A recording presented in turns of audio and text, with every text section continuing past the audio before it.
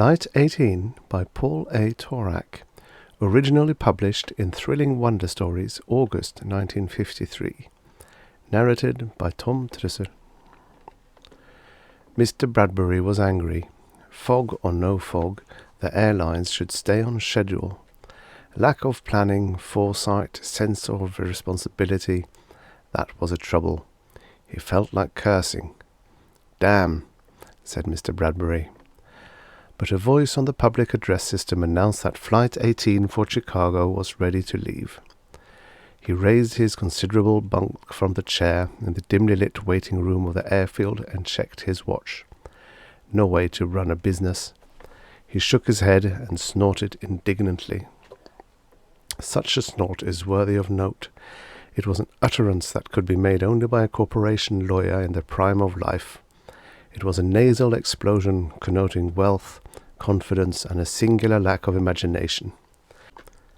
It was a snort fed on T-bone steaks, good Scotch whisky, and bicarbonate of soda. Mr. Bradbury peered myopically around the waiting room. A few minutes ago, while washing his face in the men's room, he had broken his glasses in the wash bowl. Although he hated to admit it to anyone, he could see next to nothing without those thick lenses.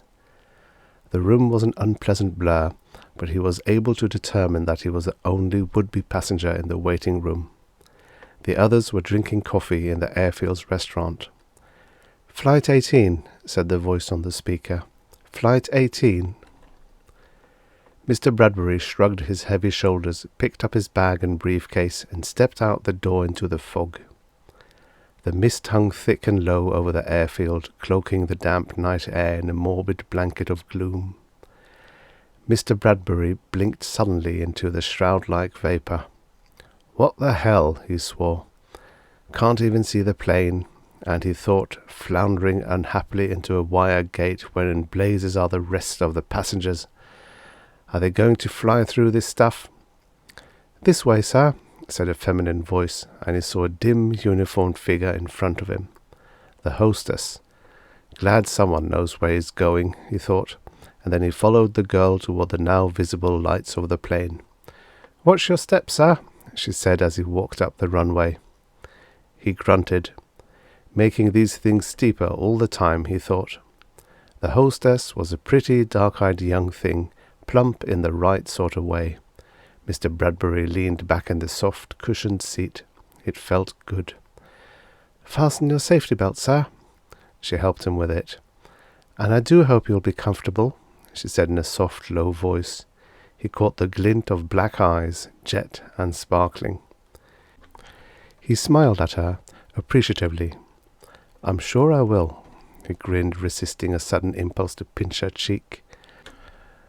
The girl walked down the aisle toward the door again, hips swaying provocatively. A young blossom ready for the plucking, thought Mr. Bradbury. A succulent young partridge ready for the... Mr. Bradbury chuckled to himself happily on thinking of the many women he had known in his 50 years. He looked around the plane. No passengers, except for a pleasant-looking young man sitting across the aisle from him. A young man thoroughly engrossed in a small paper-bound book, the title of which Mr. Bradbury could not discern. He wished he had his glasses, for he was getting a slight headache. The lawyer leaned back in the soft seat and closed his eyes. Well, headache or no headache, life was good, and he was glad he was alive. Then Mr. Bradbury fell asleep. When he awoke, the plane was in flight, and looking out the window he could see nothing but darkness broken only by an occasional cloud formation.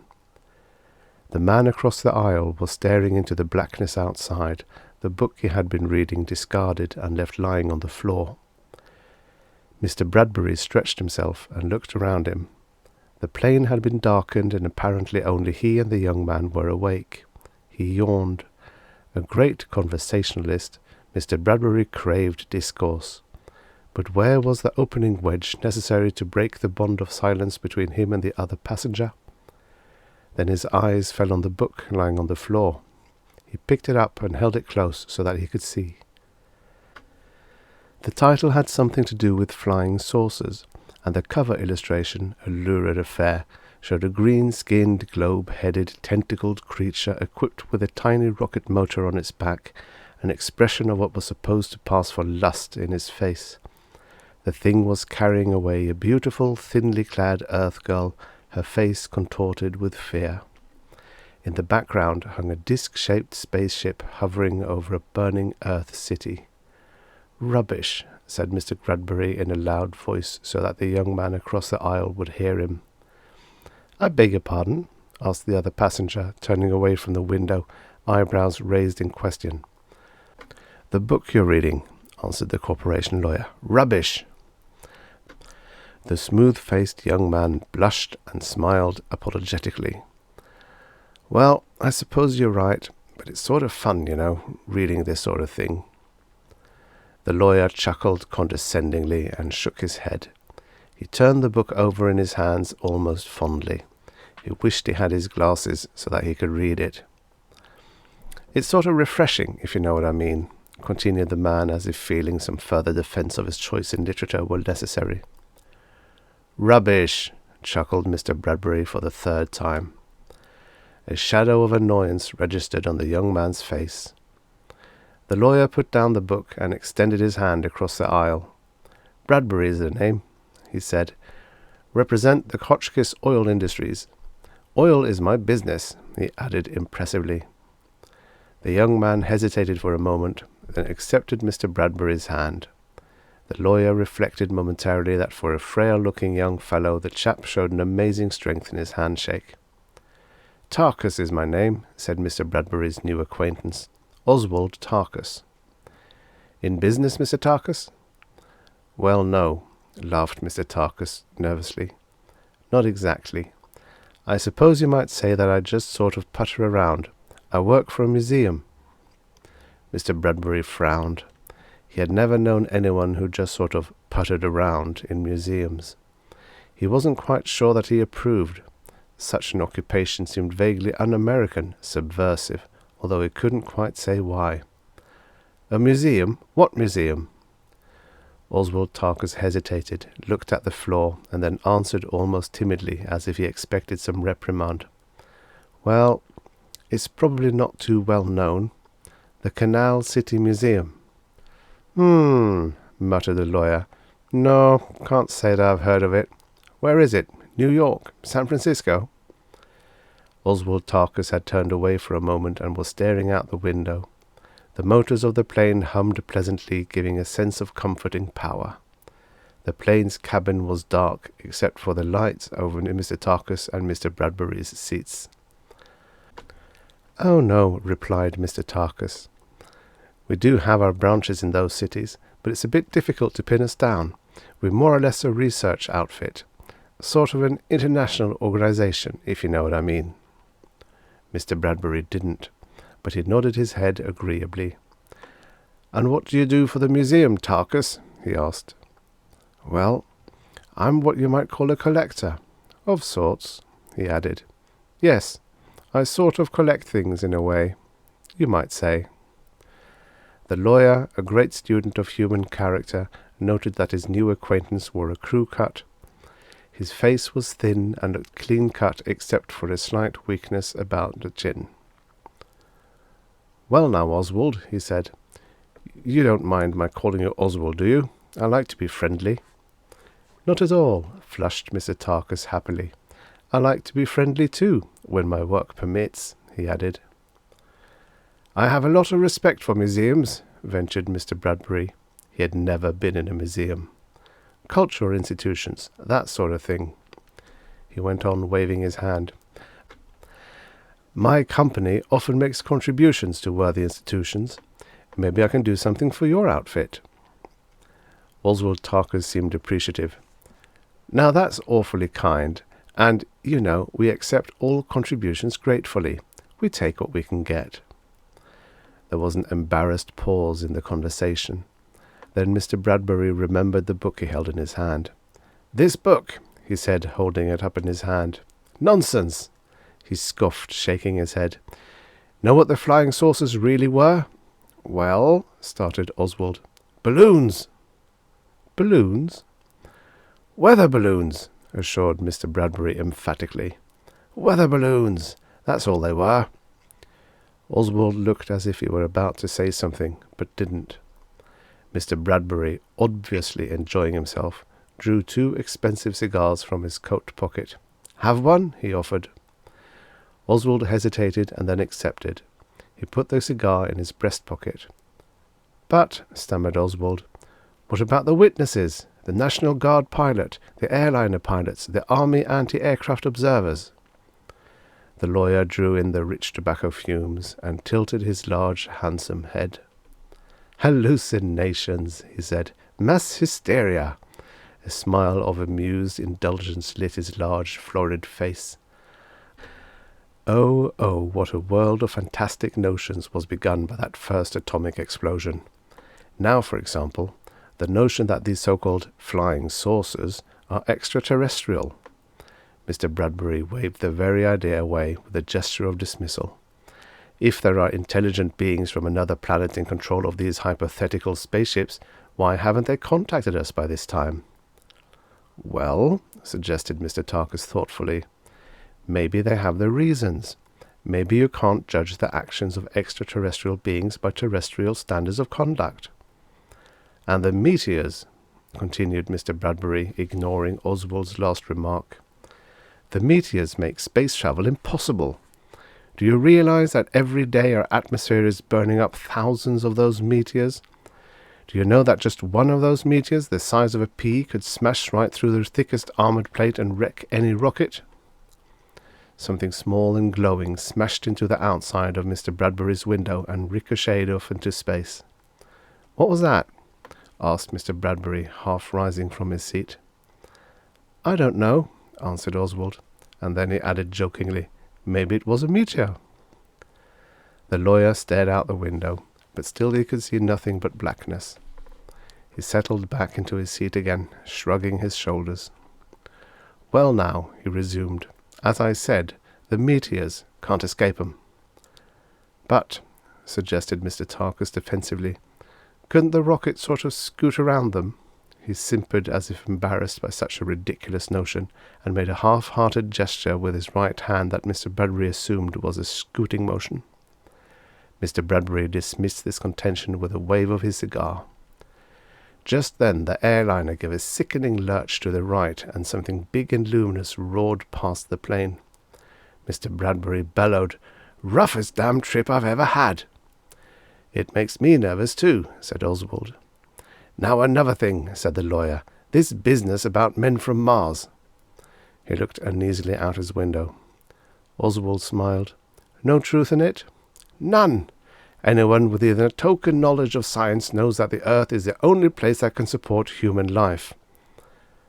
"But," answered Oswald, "suppose that planets could be inhabited by something other than human life, like that thing on the cover there." He motioned toward the book Mr. Bradbury held. Mr. Bradbury laughed, about to explode this fallacy with another barrage of devastating logic. He was interrupted. "Say, Brad, you don't mind my calling you Brad, do you?" "Of course not," smiled the lawyer affably. "You say there's no such thing as flying saucers?" Mr. Bradbury inhaled from his cigar and shook his head. "Hallucinations," he said positively. "You're sure of that?" "Stake my life on it." "Well, I'm sure glad of that, because for a long time now the damnedest hallucination I've ever seen has been flying alongside of us." Mr. Bradbury rose from his seat, stepped across the aisle, and looked out Mr. Tarkus's window. He squinted out into the darkness. It was there all right. No wings, disc-shaped, rows of lighted windows, luminous vapour emanating from the rear. "Damn!" exclaimed Mr. Bradbury, and pressed the button for the stewardess. She came quickly down the darkened aisle. "Flight 18, she said blankly. "Flight 18. Mr. Bradbury stared. "Did you ring, sir?" she asked. "Good Lord, yes," said the lawyer. "Look!" He pointed to the window. The stewardess, plump and pretty as ever, didn't look, but with amazing strength pushed him down into his seat. "This way, sir," she said, smiling pleasantly. "What's going on?" roared Mr. Bradbury, starting to rise again from his seat. "Watch your step, sir," answered the stewardess, giving him another shove. "Fasten your safety belt, sir," she said, and before the lawyer could protest again, he found himself fastened down in his seat. "And I do hope you'll be comfortable, sir," she said in a soft, low voice. He caught the glint of black eyes, jet and sparkling. She turned, took one step up the aisle, and stopped. "And I do hope you'll be comfortable, sir," she repeated. She stood there motionless, as if paralyzed in the middle of the aisle. "And I do hope you'll be comfortable, sir," she said again. "And I do hope you'll be—" Mr. Tarkus stifled a yawn, rose from his seat, and stepped over to the girl. He reached out and twisted her ear. Her voice stopped, and her back slid open like a secret panel, revealing a maze of whirring, clicking machinery. "What? What?" stuttered Mr. Bradbury. "She's a robot," smiled Oswald Tarkus happily. He turned from his examination of the defective machinery. "She's not a very good robot. Her vocal mechanism jams now and then, but she serves the purpose. You'll be surprised how many of you we catch this way." Then Oswald touched a wall switch. The darkened plane blazed into light. There were no passengers on the plane other than Oswald, Mr. Bradbury, and the robot stewardess that stood silently in the aisle. Mr. Bradbury could still see the flying disc outside the window. Oswald saw the direction of his glance. "Friend of mine," he grinned. The lawyer looked wildly around the empty plane. Where are the passengers?" he croaked, a numbing suspicion growing in his mind. "No other passengers," answered Oswald, standing there, still smiling. "You just got in the wrong boat, Brad, old fellow." The cabin of the airliner was changing. It was beginning to look like something very unlike an airliner cabin. The seats dissolved into walls which seemed to expand in the shape of a circular room. The large disc-shaped compartment lined with machinery, tanks and dials, glass cages of sleeping terrestrial animals. One large cage was empty. Mr. Bradbury stared at this unoccupied glass cylinder. "Yes," grinned Oswald, "for you. But don't worry, just pass it all off as a hallucination. Want to see where we are, sport?" A panel opened in the floor, and Mr. Bradbury looked out into the black void of outer space. And there, in the center of that panel of darkness, was the planet Earth, a tiny silver ball rapidly diminishing in size. "What are you?" screamed Mr. Bradbury, struggling against the belt that held him in his seat. "What are you?" "A collector," said Oswald Tarkus, tearing off his head and revealing underneath the disguise a small globe of bone and flesh, 2 glowing eyes, a mouth filled with many white, sharp teeth. "A collector," it repeated as the false arms and legs and torso were ripped away, revealing a shapeless green body equipped with spindly tentacles that waved obscenely at Mr. Bradbury. "Of sorts," it added as it moved toward the frightened lawyer. Mr. Bradbury screamed. "Rubbish," it giggled. "Weather balloons, hallucinations," it chirped gaily, and writhing snake-like appendages reached out for the twisting, screaming, hysterical figure of Mr. Bradbury. And through the empty reaches of the cosmos, 2 tiny discs hurtled towards Sol's 4th planet. The end.